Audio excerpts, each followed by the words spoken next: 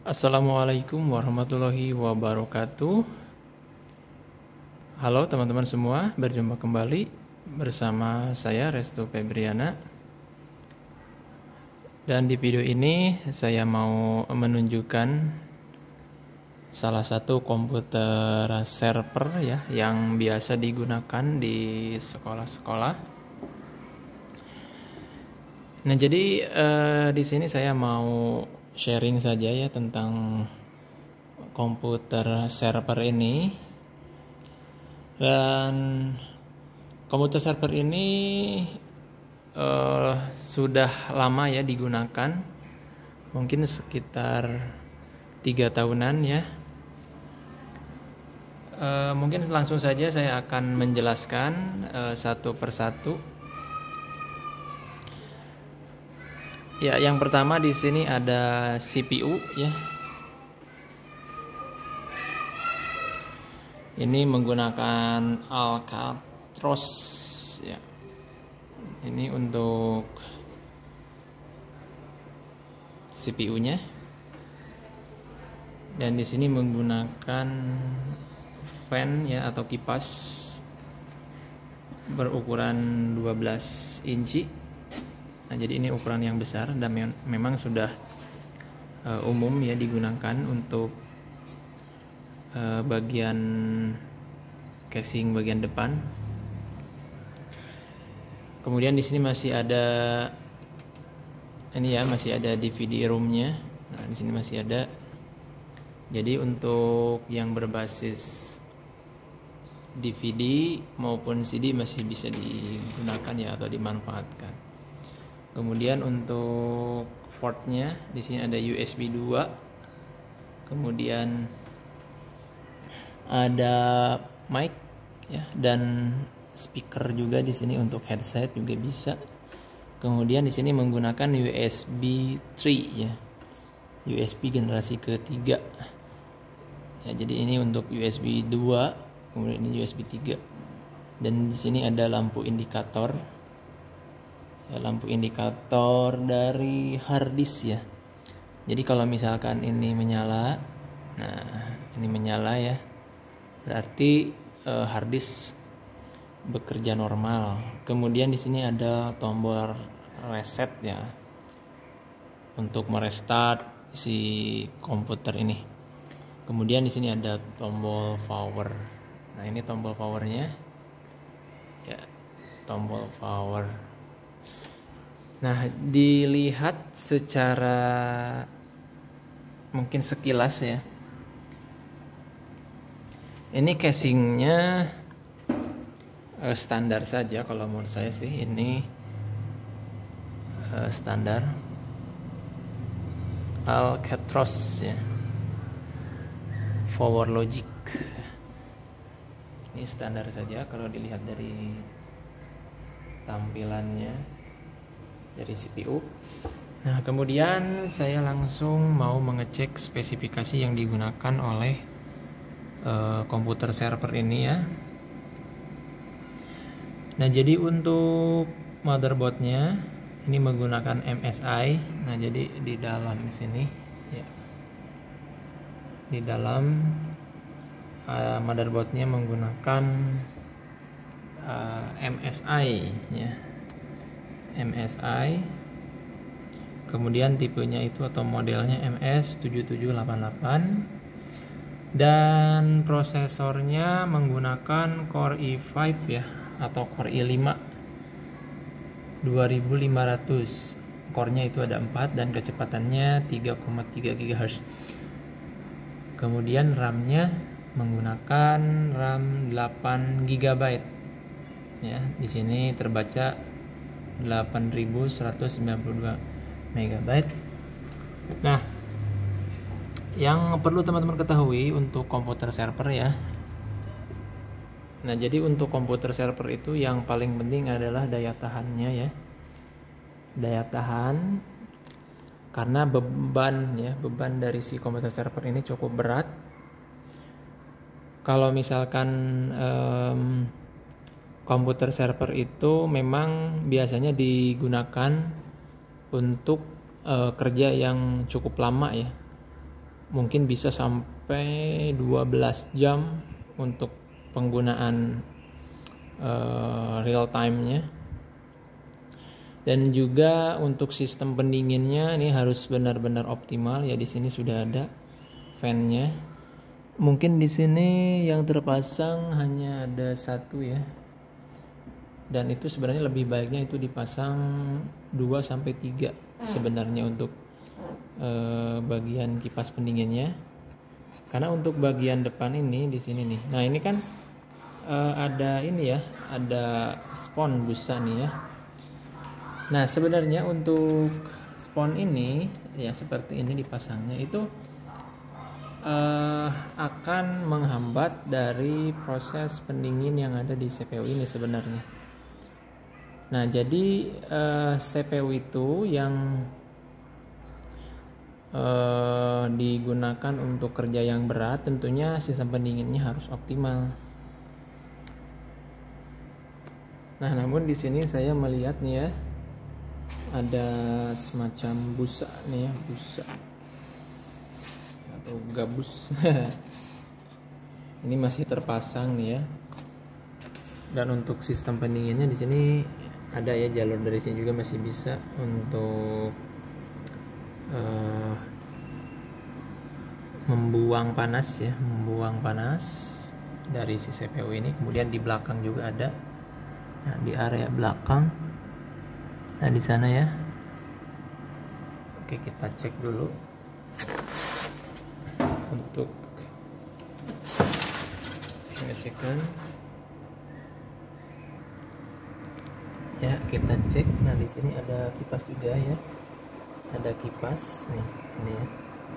Ada kipas untuk membuang. Nah, jadi kipas yang di sini untuk membuang. Di sini juga untuk membuang panas. Nah, yang di sini kipas yang ada di depan CPU ini berfungsi untuk menghisap ya, menghisap udara yang dari luar gitu, agar nantinya udara yang segar, yang dingin itu bisa dihisap oleh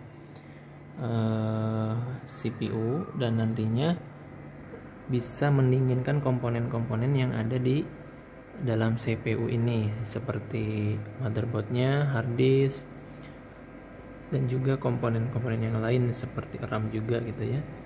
Dan di sini untuk membuang panas yang ada di dalam CPU, dan nantinya akan dibuang juga melalui belakang. Nah, di sini kalau kita dekatkan ya tangan kita di sini, itu akan ada hembusan angin yang ditimbulkan oleh CPU ya, atau dari kipas tambahan. Ini ukurannya kalau tidak salah 9 ini atau 12. Oh ya, ini menggunakan 12 ya, menggunakan 12 in ya untuk kipasnya, jadi ukurannya besar.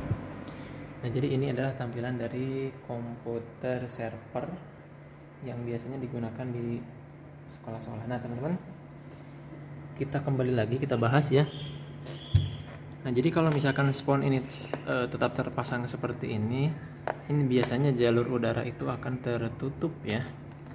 Ini kan seharusnya menyedot udara ya. Nah, ini kan tertutup rapat nih ya. Nah, ini kan tertutup. Nah, harusnya itu tidak tertutup seperti itu, karena itu bisa menghambat dari proses pendinginan ya dari si CPU ini. Oke, kita cek dulu ya. Kita cek dulu untuk CPU-nya.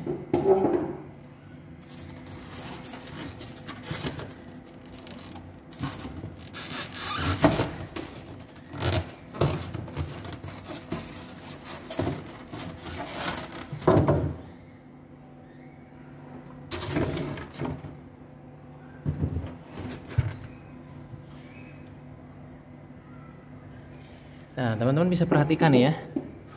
Teman-teman perhatikan, jadi di bagian bawah ini ya. Bentar. Nah, ini dia. Oke. Nah, di bagian bawah nih, di sini nih. Nah, ini kalau kita tangan kita seperti ini nih, itu ada terasa ya hisapan udara yang dari luar. Jadi udara itu ya yang dari luar itu akan terhisap ke sini. Nah, ini diusahakan untuk komputer teman-teman itu tidak boleh tertutup ya. Tidak boleh tertutup karena kalau misalkan tertutup nantinya proses pendinginan akan terganggu. Nah, kelihatan ya? Iya. Nah, ini adalah lubang ventilasi untuk menghisap udara dari luar yang nantinya akan dihisap oleh kipas ini dan menuju ke bagian dalam si CPU gitu. Nah, jadi kalau misalkan teman-teman menggunakan spons seperti ini untuk dudukan CPU, itu kalau menurut saya tidak begitu bermanfaat ya, karena nantinya akan bermasalah di bagian pendingin ini ya. Gitu. Jadi kalau misalkan ini tertutup ya, itu komponen yang ada di dalam CPU itu, khususnya di bagian hard disk, RAM, kemudian motherboard akan mengalami panas ya. Karena kita di sini berbicara tentang komputer server ya. Dan tentunya untuk komputer server itu membutuhkan waktu yang sangat lama untuk penggunaannya. Berbeda dengan komputer yang ada di sini nih. Nah, yang di pinggir ini spesifikasinya biasa saja menggunakan dual core. Di sini spek seperti itu hanya digunakan untuk keperluan browsing dan juga mengetik ya. Jadi tidak begitu berpengaruh ya. Nah, kemudian untuk si server ini kita harus ada perhatian khusus. Nah, untuk teman-teman yang di rumah jangan sekali-kali menggunakan spons seperti ini karena nantinya akan terkendala ya. Kita kan tahu tadi ya, untuk bagian spons ini atau gabus ini ya dipasang di sini. Nah, itu akan menutup ventilasi udara. Nah, ini kan sangat penting sekali gitu untuk dihisap oleh si komputer server ya. Oke teman-teman, itu saja mungkin curhatan dari saya mengenai komputer server yang ada di sekolah-sekolah ya. Sini saya mereview hanya sekilas saja untuk komputer server dengan motherboard MSI, kemudian prosesornya menggunakan Core i5 generasi kedua ya. Di sini tercantum Core i5 generasi kedua 2500 ya CPU. Nah, coba kita cek di test manager. Ini sebenarnya prosesor Core i5 nya ya, ini menggunakan generasi yang lama ya, generasi yang kedua. Ini kan ada angka 2 ya, 2500. Ini menggunakan generasi yang kedua, berarti sangat lama sekali ya. Dan kita lihat di bagian performa, nah ini CPU-nya. Nah, di sini ada 4 ya. Di sini tercantum untuk core-nya 4, kemudian logical processor-nya 4. Nah, untuk komputer server mungkin ini sudah dikatakan minimal ya, teman-teman. Jadi kalau menurut saya itu untuk core-nya, ini kan core ya.